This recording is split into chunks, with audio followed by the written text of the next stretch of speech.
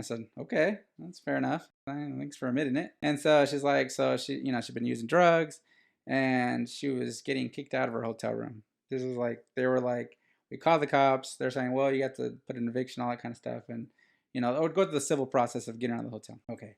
And there, she's like barricaded the door. She will not come out. And so like, they're about to go in there and she has a cat and then she has all her stuff in there and she's just manic. She's just rolling around the hotel room like this, just picking up stuff, putting up stuff down. And I'm able to talk my way through actually inside of there. And I sit there for the next 4 hours just talking to this manic lady, and she is going around 1,000 miles an hour.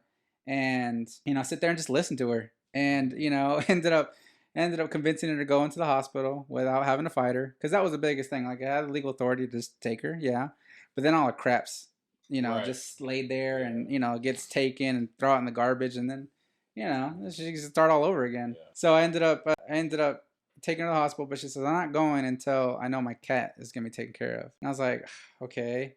So I called like a bunch of places, and nobody will take this dang cat because it's not fixed. And so I'm like, oh man. So I was like, look, all right, well, how about this? I'll take the cat, and once you get out of the hospital, I'll give you my number, and if you don't have any place to take it, I'll keep him.